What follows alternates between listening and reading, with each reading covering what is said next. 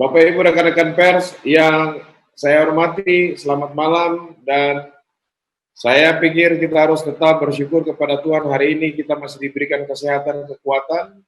Izinkan kami untuk hari ini menyampaikan perkembangan COVID-19 di Kabupaten Mimika, terutama upaya-upaya yang sudah dilakukan oleh tim medis. Kita bersyukur dan berterima kasih atas kerja keras dan juga kebijakan dari Ketua Gugus Tugas, dalam hal ini Bupati Mimika dan Wakil Ketua dalam hal ini Pak Wakil Bupati, dukungan dan komitmen yang kuat,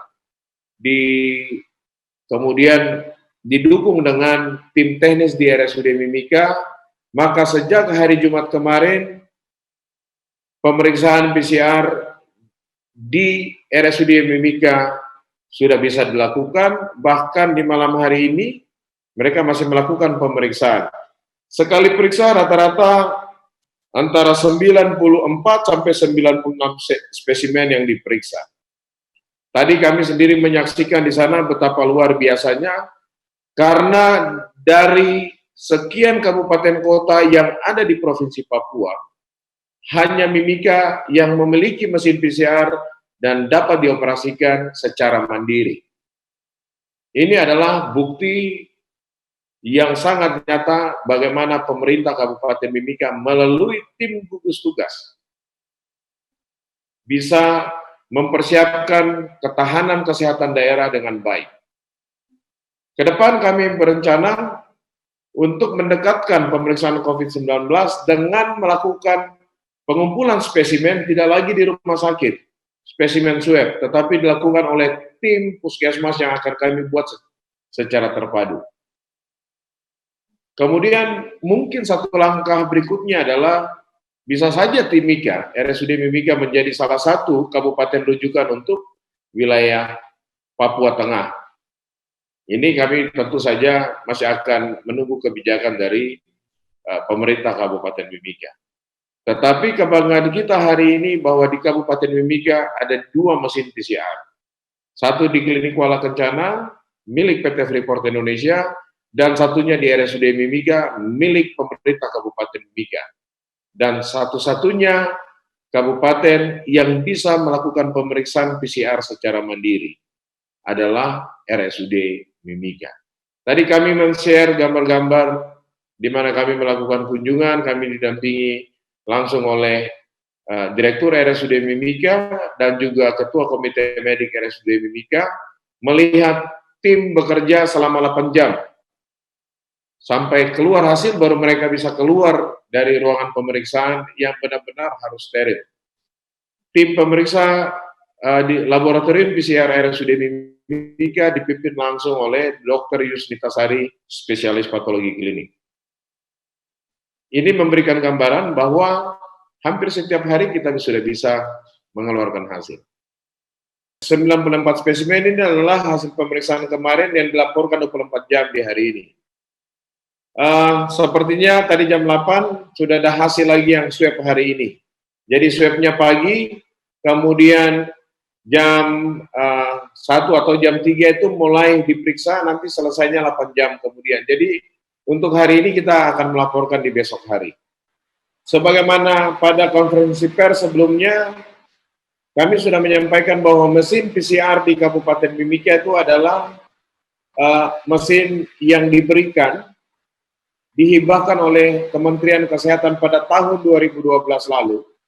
Saya bersyukur sekali pada saat itu saya masih ada menjadi penanggung jawab program HIV, dan itu adalah mesin viral load yang diberikan kepada pemerintah Kabupaten Mimika, dihibahkan kepada pemerintah Kabupaten Mimika pada tahun 2012 untuk pemeriksaan viral load atau kadar virus di dalam darah, supaya RSUD Mimika bisa menjadi laboratorium rujukan dari kabupaten-kabupaten tetangga, dan itu terbukti. Misalnya sampai hari ini Kabupaten Asmat tetap masih bisa merujuk pasiennya, Kabupaten Puncak merujuk pasien HIV. Pertanyaannya, apakah running HIV bisa juga running PCR? Ya, bisa. Seperti itu. Jadi dalam masa COVID ini Pemda Mimika sebenarnya sudah punya mesin pada 8 tahun silam. Untuk program HIV, kami punya 2 golden check untuk menetapkan seseorang atau sebagai evaluasi efektivitas ARV, yaitu mesin pemeriksaan CD4, CD4 itu melalui APBD dibeli pada tahun 2008 lalu, jadi 12 tahun silam, yang sampai hari ini masih digunakan. Kemudian yang kedua adalah mesin PCR yang dihibahkan oleh Kementerian Kesehatan, dan mesin ini ada di Balai Labkes, kemudian ada di RSUD Mimika, dan juga ada di Litbang. Nah, kami belum berani untuk menerima rujukan. Karena kalau teman-teman lihat data kami ODP, PDP, kemudian OTG, ini menjadi prioritas. Kami clearkan dulu. Saya berharap 2 minggu ke depan dengan setiap hari melakukan pemeriksaan, maka angka reproduksi efektif COVID-19 di Kabupaten Mimika dapat tergambar. Apakah masih sama seperti awal ataukah sudah ada terjadi perubahan? Kalau di awal pada hari ke-11 setelah kasus pertama, itu angka reproduksi efektif kita di Mimika itu adalah 1 orang menularkan rata-rata kepada 5 orang. Setelah PSDD kemarin, PSDD tahap kedua, turun menjadi 1 orang menularkan 1 orang menularkan ke 1,7. Nah, 2 minggu ke depan kita akan melihat apakah di bawah 1 ataukah tetap.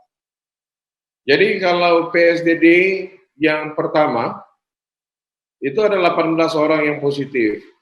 Sementara yang sekarang ini ada yang sudah diperiksa, tetapi karena IgM maka akan diperiksa yang kedua kalinya. Kita berharap tidak ada, karena kalau kita lihat positif rate atau rata-rata positif mereka yang tertangkap pada saat pelaksanaan PSDD kali ini yang dikolaborasikan dengan Praju Normal, ini hanya 3% atau 3 kali lebih rendah dibandingkan PSDD yang sebelumnya. Jadi ada positif rate yang sangat signifikan itu turun. Kami punya rencana akan membandingkan ini atau mengkomparasikan ini dengan pemeriksaan massal yang dalam 1-2 hari ke depan kami akan lakukan di wilayah zona merah, supaya kita bisa memastikan apakah cocok data yang terkonfirmasi atau gambaran yang ada di rumah sakit dan gambaran yang ada di populasi masyarakat umum. Sebagaimana sudah dirilis oleh tim gugus percepatan penanganan COVID-19 Provinsi Papua, bahwa khusus untuk di Mimika hari ini dalam 24 jam terakhir dari 94 spesimen belum ditemukan kasus positif. Tentu saja ini kabar baik untuk kita, sehingga secara kumulatif kasus kita masih sama seperti kemarin, yaitu 335 kasus dengan kasus aktif 148 pasien yang saat ini di mana 95 kasus ditangani oleh tim medis rumah sakit umum daerah, kemudian ada 52 kasus yang sedang ditangani oleh tim medis di Rumah Sakit Tembagapura, dan RSMM setelah beberapa hari, maka di hari ini mereka menangani 1 kasus, dalam 24 jam terakhir. Sementara total pasien sembuh 181 masih sama, kemudian total yang meninggal masih tetap sama dengan kemarin, yaitu masih berjumlah 6 orang, semoga tidak terjadi kenaikan. Kemudian untuk gambaran bagaimana pasien dalam pemantauan, kemudian jumlah orang dalam pengawasan, maupun orang tanpa gejala, pasien dalam pengawasan atau PDP di hari ini ditemukan 6 orang, dilaporkan oleh Rumah Sakit Mitra Masyarakat, dan kita bersyukur selain bertambah 6, tapi RSUD Mimika juga melaporkan ada 2 pasien dalam pengawasan yang dinyatakan sembuh, Sementara untuk ODP dilaporkan ada 25 ODP orang dalam pemantauan yang dinyatakan sembuh dan selesai dalam masa pemantauan. Namun di sisi lain masih ada ODP baru yang berjumlah 3 orang, 2 bergejala. Di hari ini dilaporkan ada 46 orang tanpa gejala ditetapkan statusnya, 1 orang dari RSUD Mimika, sementara dari Puskesmas penambahan khususnya yang dilaporkan oleh Puskesmas Timika dan Timika Jaya yang secara keseluruhan totalnya adalah 45 orang. Ini merupakan pelaku perjalanan yang mengurus surat keterangan sehat. Setelah diperiksa kemudian dinyatakan mereka reaktif antibodinya dan harus melakukan isolasi mandiri. Kami tentu saja akan melakukan langkah berikutnya, yaitu melakukan pemantauan dan juga akan melakukan atau merujuk untuk melakukan pemeriksaan konfirmasi lebih lanjut, yaitu dengan pemeriksaan PCR. Rekan-rekan pers sekalian, satu hal yang mau kami sampaikan kepada rekan-rekan pers, sebagaimana kemarin malam kami laporkan, yaitu dari 335 kumulatif kasus COVID-19 terkonfirmasi, jika kita melihat menurut jenis kelamin, maka sebenarnya hampir 4 kali lebih tinggi adalah pasien COVID-19 yang berjenis kelamin laki-laki dibandingkan pasien COVID-19 yang berjenis kelamin perempuan, yaitu laki-laki 77% dari 335 pasien, sementara perempuan adalah 23% dari 335 pasien COVID-19. Jika kita melihat distribusi pasien COVID-19 secara kumulatif, dari 335 pasien ini menurut pekerjaan, maka yang paling banyak dengan jumlah 186 orang atau sama dengan 55,52% adalah para karyawan swasta. Karyawan swasta ini tidak hanya karyawan yang ada di wilayah Tembagapura, tapi karyawan swasta juga yang ada di seputaran Timika, terutama pada distrik-distrik yang terdampak. Di urutan kedua, yaitu ASN maupun tenaga honorer yang bekerja pada instansi pemerintah, dengan total kasus sebanyak 41 kasus yang terkonfirmasi dengan real-time PCR. Kemudian di urutan ketiga adalah anggota TNI dan Polri dengan jumlah kasus yaitu 21 atau sama dengan 6%. Pegawai negeri sipil atau ASN dan tenaga honorer 41 kasus atau 12% dari total 335 kasus kumulatif yang di Timika. Di urutan ketiga adalah penduduk Mimika yang merupakan kategori sebagai bayi, balita, remaja, mereka yang belum bekerja, sebanyak 29 kasus. Kemudian yang keempat adalah pelajar. Pelajar ini mulai dari pelajar SD sampai pelajar SMA dengan keseluruhan kasus yaitu 22 atau berada pada peringkat keempat. Sementara kalau kita lihat kasus berikutnya didominasi oleh ibu-ibu rumah tangga yang berjumlah 16 orang, kemudian disusul oleh wirausaha dengan jumlah kasus 9 kasus, dan pemuka agama yang berjumlah 6 kasus. Inilah gambaran distribusi kasus COVID-19, ada lebih kurang 8 kategori menurut pekerjaan, dan satunya adalah bayi balita ataupun orang yang belum bekerja.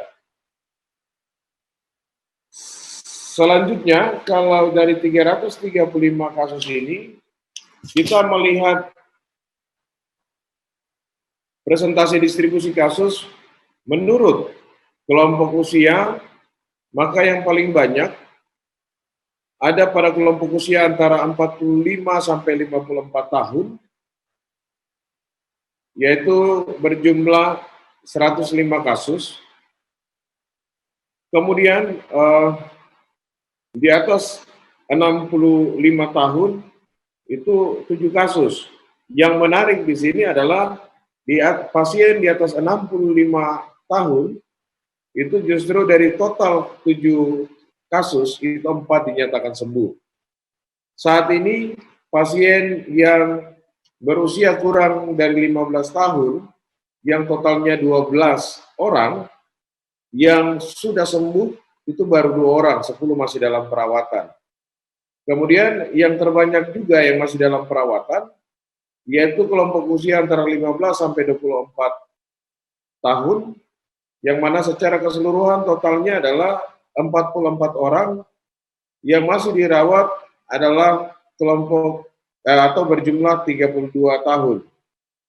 Kelompok usia yang boleh dikatakan lebih banyak yang dinyatakan sembuh, yaitu adalah kelompok usia antara 25 tahun hingga 34 tahun, yaitu dari 75 orang, 36 orang sudah dinyatakan sembuh.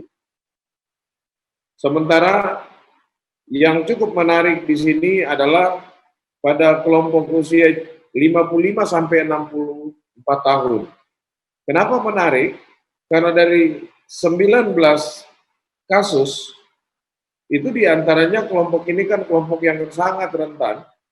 Ternyata dari 19 kasus, 10 sembuh, 8 masih perawatan. Kita berharap angka kasus sembuh pada kelompok ini harus meningkat supaya tetap meningkatkan usia harapan hidup pada penduduk yang pernah terkonfirmasi COVID-19. Sehingga usia harapan hidup di Kabupaten Mika ini bisa tetap meningkat sebagaimana yang diharapkan, yaitu mencapai 71,9 tahun atau setara dengan 72 tahun. Rekan-rekan pers sekalian, terkait dengan komorbid, semalam kami ditanya. Kami berdasarkan data kami, dari 335 pasien, jumlah pasien sebanyak 270 orang ini tanpa komorbid. Dan inilah peluang untuk mereka yang lebih banyak sembuh, yaitu 140 orang dibandingkan pasien tanpa komorbid yang masih dirawat sampai saat ini, yaitu 129 orang. Bagaimana dengan pasien diabetes?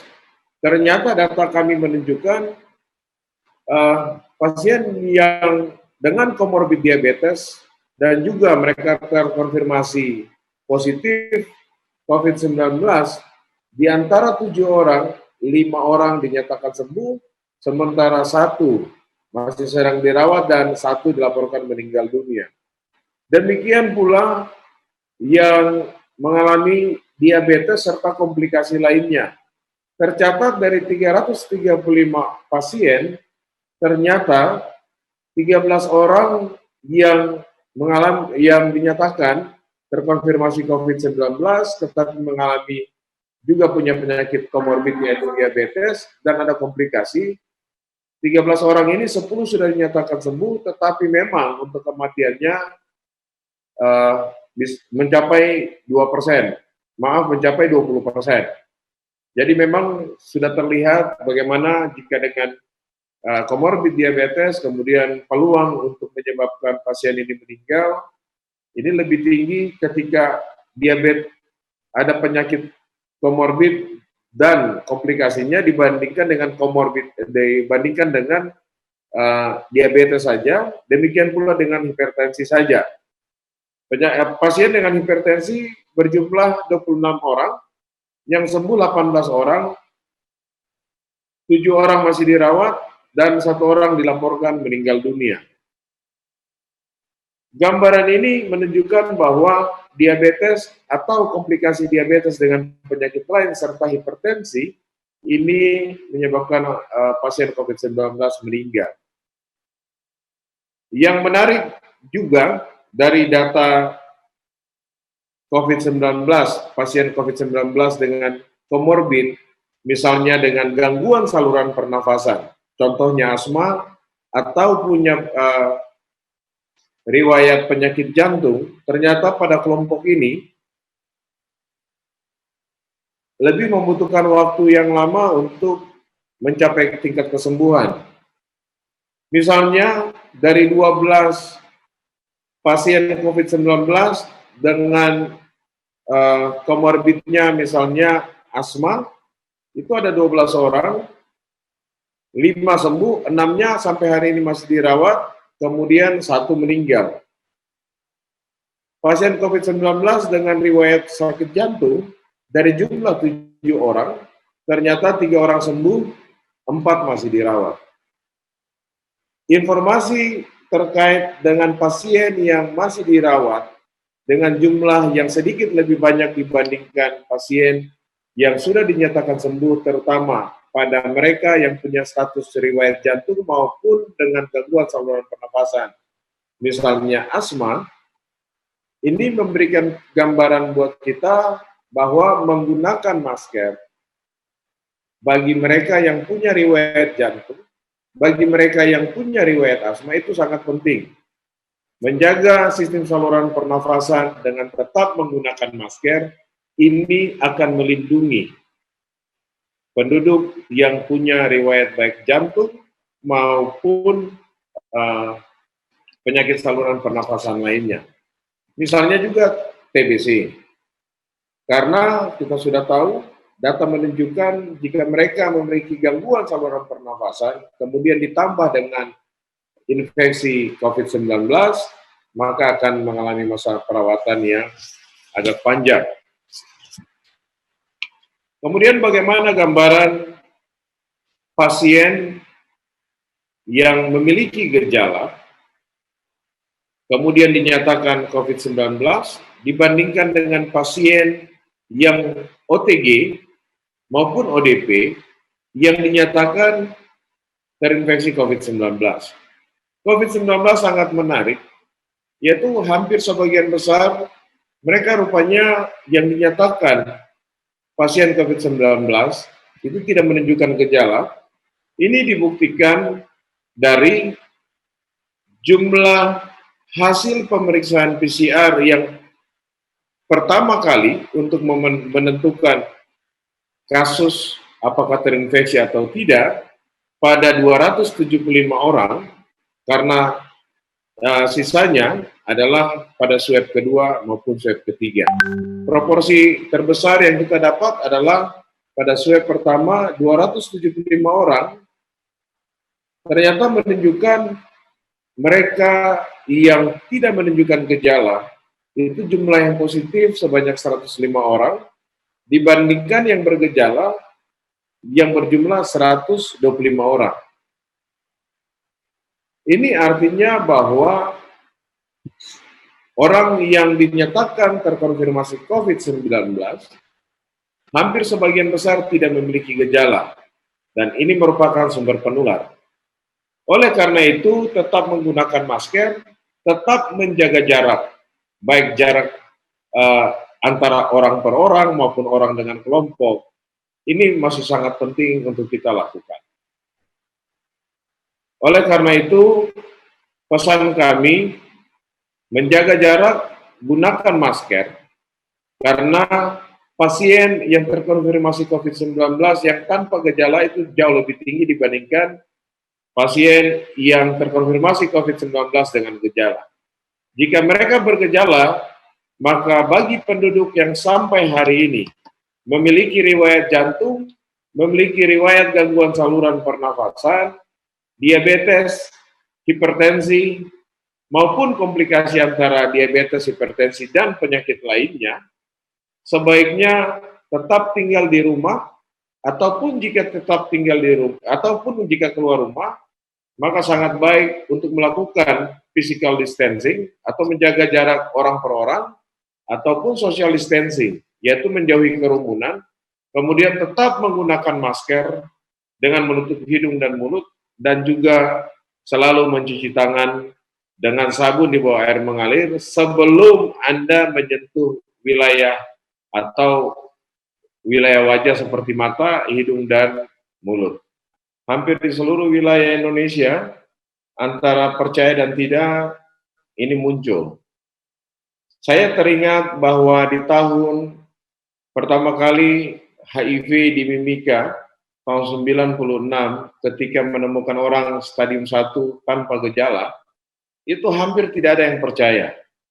Saya juga hari ini mau menyampaikan TBC pun pada stadium awal tidak menunjukkan gejala, orang pun tidak percaya. Dan disitulah gambaran bagaimana tingkat pengetahuan masyarakat akan sebuah penyakit. Kami pikir gugus tugas yang dibentuk oleh pemerintah Kabupaten Mimika akan tetap menyampaikan hal ini kepada masyarakat. Kami tetap menghimbau dan meminta kepada masyarakat.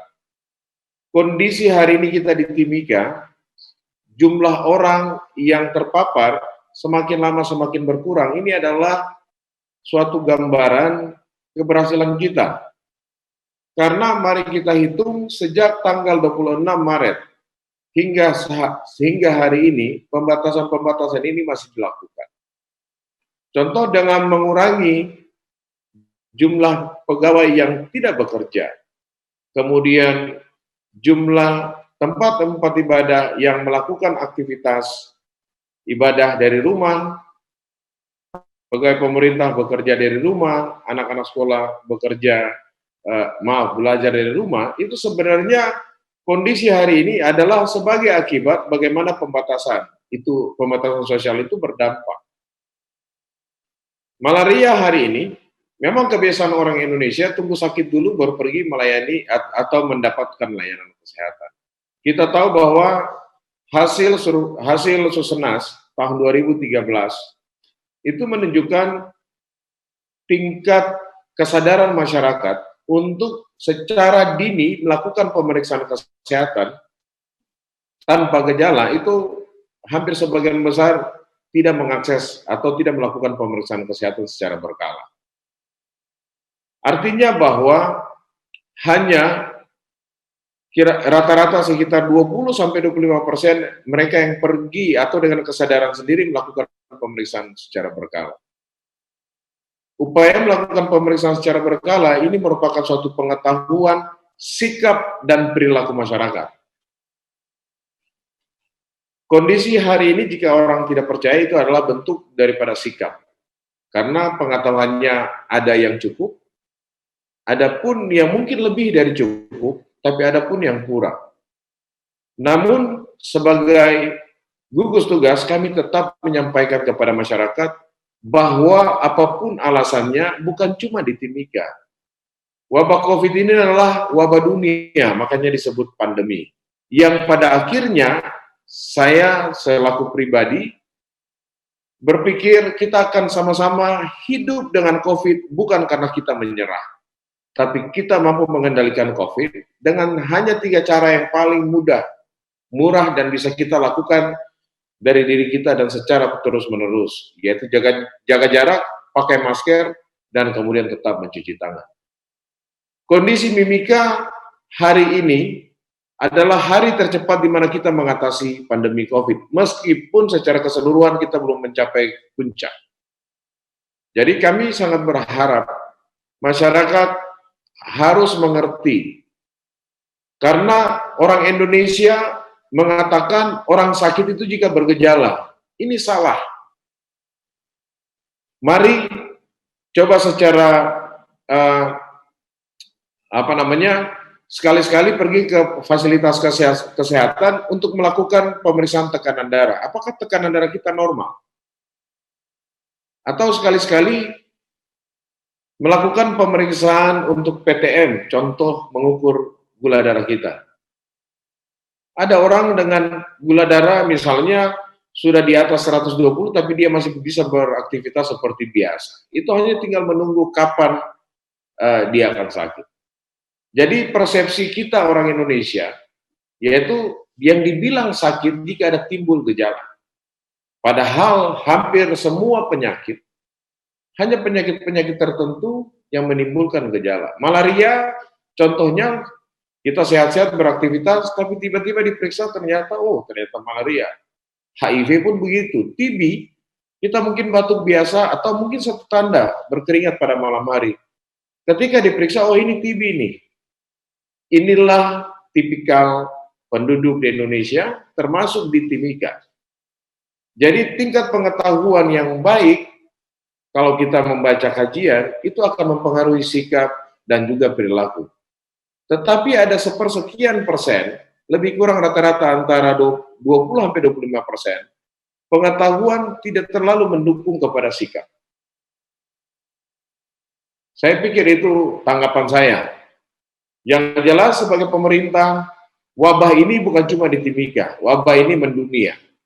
Ini menjadi masalah dunia. Tetapi karena kebersamaan kita, akhirnya hari ini kita mampu untuk mengendalikan COVID-19. Banyak terima kasih untuk kebersamaan ini, meskipun saya tahu rekan-rekan pers di hari Senin ini pasti ada yang punya rencana yang sangat padat. Saya berharap tidak bosan-bosannya untuk tetap meliput bagaimana upaya atau situasi perkembangan COVID-19 di Kabupaten Mimika. Doa dan harapan kami semoga rekan-rekan pers tetap sehat. Terima kasih banyak buat Ibu Maria Retop, terima kasih banyak buat Ibu Fausia, kemudian tim seputar Papua, di sana itu ada Pak Sufianto, mungkin ada Ibu Misbah juga. Terima kasih buat Pak Edi dari Papua MC TV, buat Mas Ani dari Harian Papua, Ibu Selvi dari Radar Timika, kemudian dari Amungsa News.